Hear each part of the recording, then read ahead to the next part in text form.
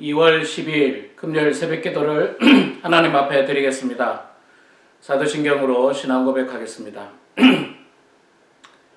전능하사 천지를 만드신 하나님 아버지를 내가 믿사오며 그 외아들 우리 주 예수 그리스도를 믿사오니 이는 성령으로 잉태하사 동정녀 마리아에게 나시고 본디오 빌라도에게 고난을 받으사 십자가에 못 박혀 죽으시고 장사한 지 사흘 만에 죽은 자 가운데서 다시 살아나시며 하늘에 오르사 전능하신 하나님 우편에 앉아 계시다가 저리로서 산 자와 죽은 자를 심판하러 오시리라.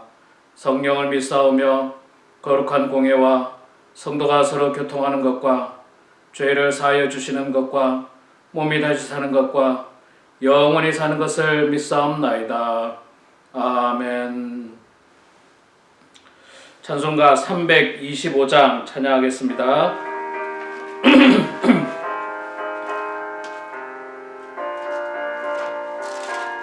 325장입니다.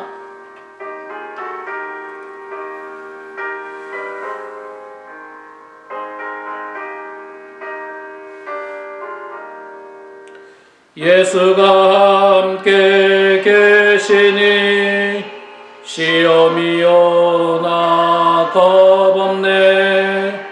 기쁨의 근원 되시는 예수를 위해 삽시다. 날마다 주를 섬기며 언제나 주를 기리고 그 사랑 안에 살면서 딴 길로 가지 맙시다. 이 세상 사는 동안에 주 이름 전파하면서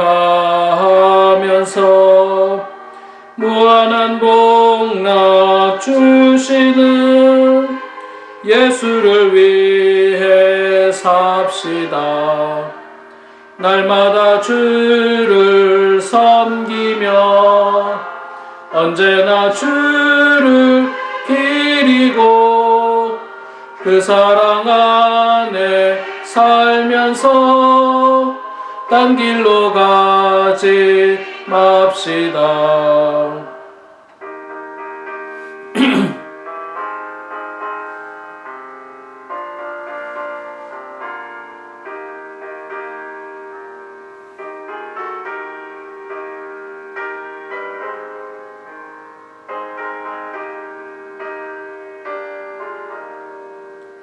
이 세상 친구 없어도 예수는 나의 친구니 불의한 일을 버리고 예수를 위해 삽시다.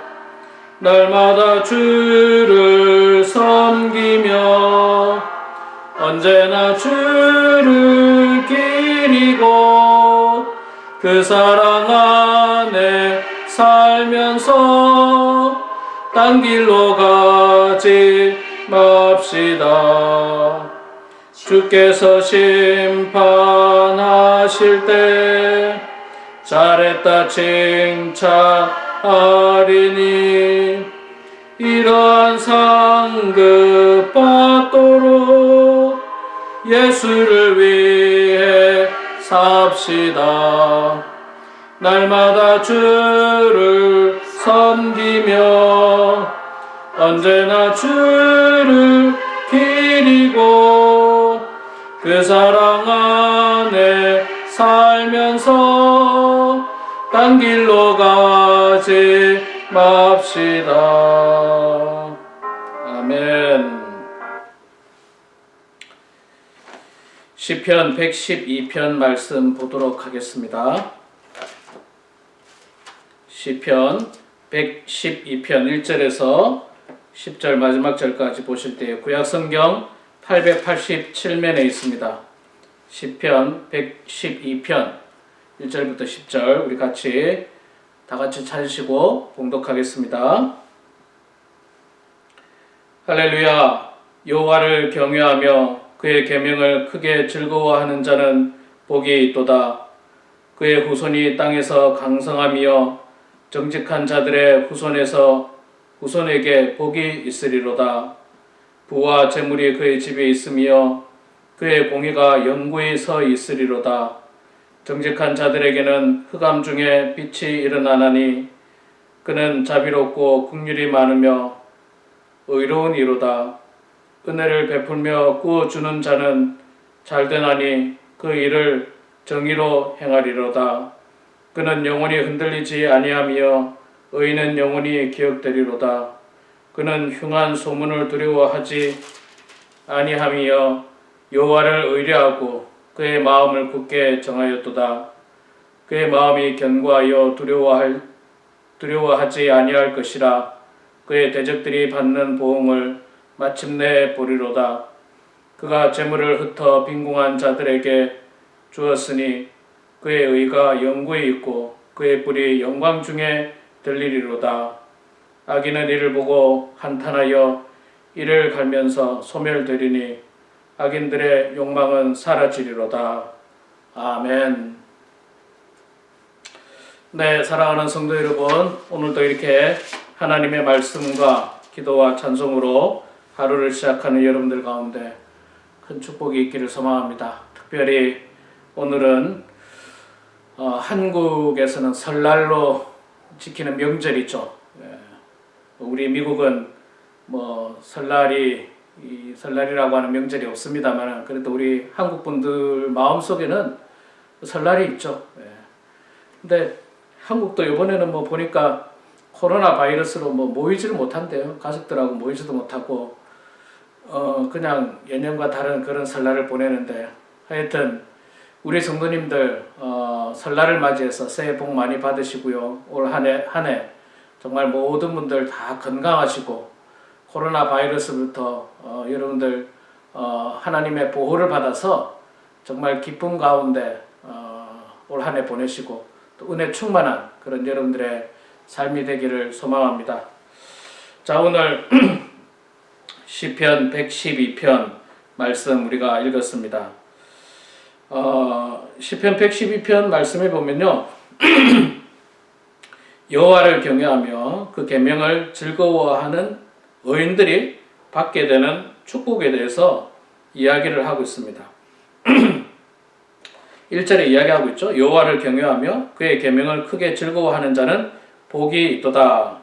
여호와를 경외한다는 말은 무슨 말인가 알 겁니다. 여호와 하나님을 경배하고 찬양하고 영광 올려드리는 그런 삶을 경외한다고 볼 수 있고, 그 계명을 크게 즐거워하는 자, 하나님의 계명을 즐거워한다는 말은 하나님의 계명을 읽고 그것을 잘 지키는 사람을 말하는 거죠.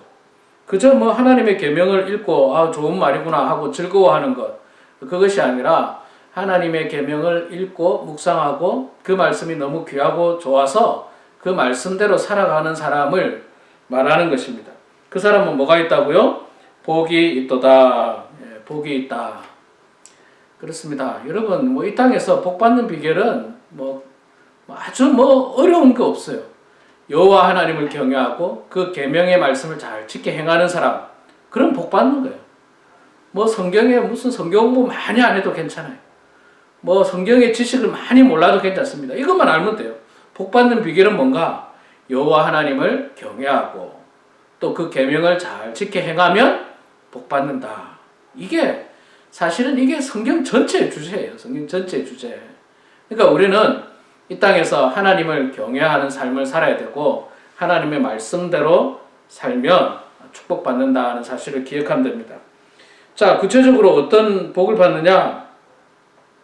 2절에 보니까 그의 후손이 땅에서 강성하며 정직한 자들의 후손에게 복이 있으리로다. 후손이 복 받는다고 합니다. 후손. 우리도 복 받겠지만 우리 후손이 복 받는다고 그래요.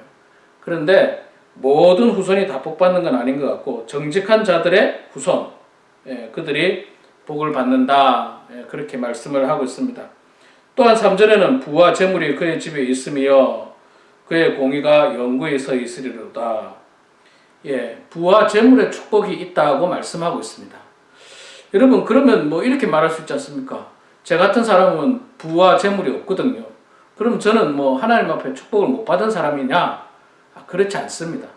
그렇지 않고요. 부와 재물이라고 하는 기준이 뭐냐? 이게 중요하겠죠. 근데 우리는 이제 일반적으로 보면 부와 재물은 세상적인 기준과 관점이에요. 재벌, 뭐 엄청나게 많은 돈을 가진 뭐 예를 들어서 연봉이 100만 불, 미니멈 100만 불은 되고 뭐 재산이 집이 몇 채가 있고 뭐 사업체가 있고 이런 걸 우리는 뭐 세상적으로 보면 부와 재물이 그의 집에 있다. 그렇게 말할 수 있는데 그 기준 누가 정했습니까? 그 기준 정한 사람 없어요. 그 기준을 낮추면 되는 거예요.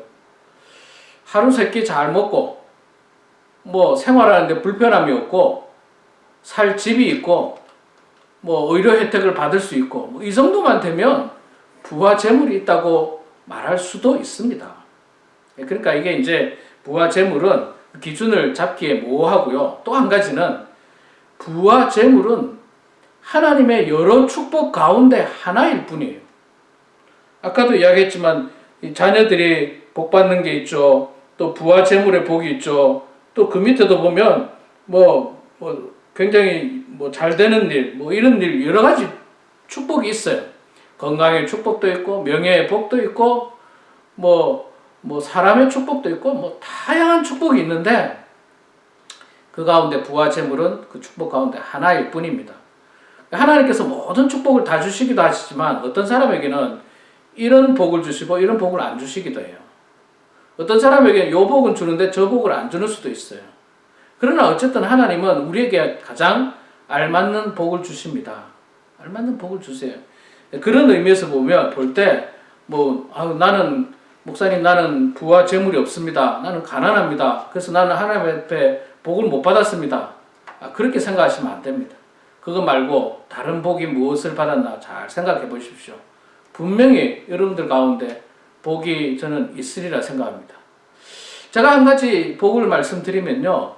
이것도 여러 가지 축복 가운데 하나인데 장수의 복이에요. 장수의 복. 자, 그러면 장수는 도대체 몇 살부터 장수를 할 수 있느냐? 저는 이것도 기준이 없습니다. 제가 그냥 생각할 때 장수는요.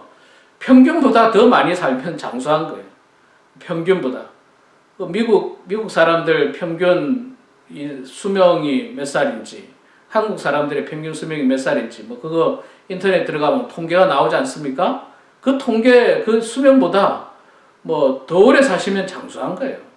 그거보다 더 오래 사시면 장수하신 것이고, 그것도 하나의 복인 거죠. 그래서 제가 볼 때 우리 교회는 비교적 장수의 복을 받으신 분들도 많다고 저는 생각합니다. 자, 이렇게 여호와를 경외하는 사람, 계명을 잘 지킨 사람은 후손이 복받고 부와 재물이 그 집에 가득하고 공의가 영구히 선다 말씀하고요. 또 5절에 보면 은혜를 베풀며 꾸어주는 자는 잘되나니 그 일이 정의로 행하리로다.